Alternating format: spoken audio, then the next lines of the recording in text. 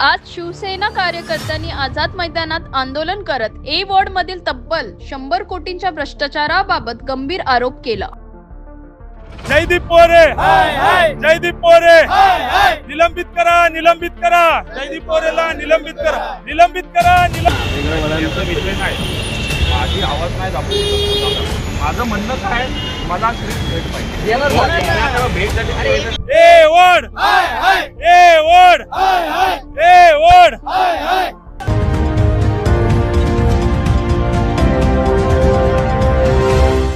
तो आप सभी को जानकारी इस माध्यम से देना चाहेंगे कि ए वार्ड बीएमसी अधिकारी और डिपार्टमेंट में बहुत ज़्यादा करप्शन बढ़ रहा है। इनका मुद्दा है ए वार्ड के अंदर कि बीएसटी जो बस स्टॉप्स होते हैं उसको इंक्रोच किया गया है और कहीं जो फुटपाथ के जगह है उसको भी इंक्रोच किया गया है, पर बीएमसी के कोई अधिकारी इन पर एक्शन लेते नहीं है। तमाम बार इन्होंने कंप्लेंट दी है, फिर भी इनकी बात सुनी नहीं जाती। और दूसरी चीज़, अभी हाल ही में इन्होंने सबसे बड़ा मुद्दा भी जनता के सामने लाया है कि बीएमसी ए वार्ड के अंदर 100 करोड़ के आसपास की करप्शन का मुद्दा इन्होंने भी उठाया है। तो ये सभी जानकारी के बारे में इनसे बात करेंगे। सबसे पहले तो ये बताइए कि ए वार्ड के यहाँ पर कहाँ पर इस तरीके का एनक्रोच हुआ है, बीएसटी का जो मुद्दा आप उठा रहे हो? कुलाबा आगार जे बस स्टॉप आहे इथं कुलाबा पोलीस स्टेशनच्या अंतर्गत तिथे त्या बस स्टॉपला स्टॉल बनवलं गेलं आहे। तिथे कपड्याचा स्टॉल लावून तिथं बिंदास कपडे विकले जात आहेत। मी अनेकदा पोलीस प्रशासन म्हणा, महानगरपालिकेचे जे भ्रष्ट 105 कोटीचा भ्रष्ट करणारे अधिकारी जयदीप मोरे यांना अनेक वेळा कंप्लेंट केली, पण काही होत नाही।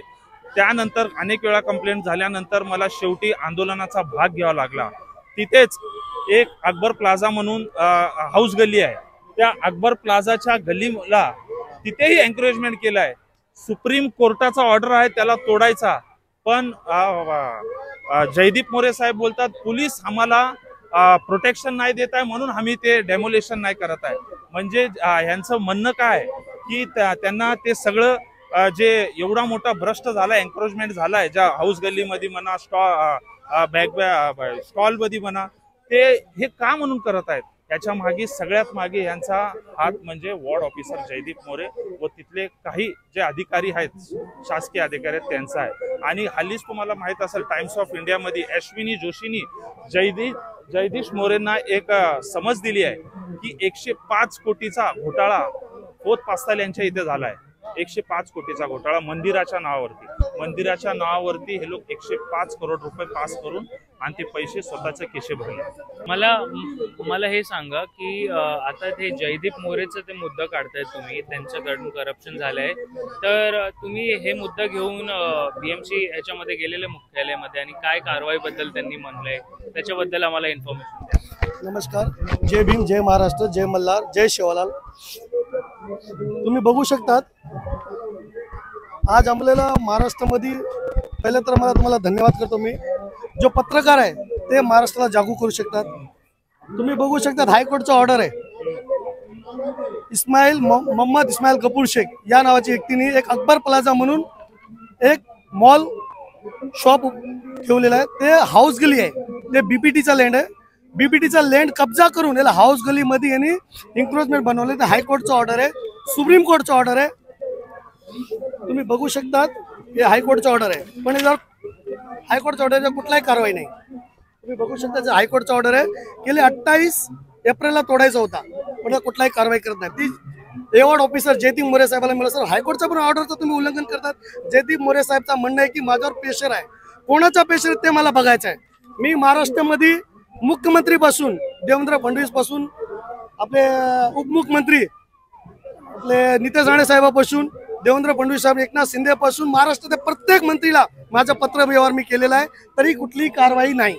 6 महिन्यापासून मी लेटर अटॅक करत आहे, पण याच्यावर कुठलाही कारवाई नाही। माझी एवढी अपेक्षा आहे की याचा कुठला या बेसवर याला हायकोर्टच्या ऑर्डरचा उल्लंघन करत आहे, याचा कोणाचा सपोर्ट आहे जयदीप मोरेला हे मला माहिती पाहिजे। बस याच्यावर कारवाई झाली पाहिजे। अकबर प्लाझाचा डेमोलेशन साठी हायकोर्टचा ऑर्डर आहे, याचा डेमोलेशन झाला पाहिजे। आम्ही जे मोर्चासाठी स्पॉट डिसाइड केलेला ते मुख्य महानगरपालिकेचा मुख्य कार्यालय त्याच्या समोर सेल्फी पॉइंट आहे, तिथे आम्हाला निर्देश करायचा होता। पण अधिवेशन असल्यामुळे आणि पोलीस प्रशासनाची आम्हाला खूप मदत भेटली, असं नाही की नाही भेटली।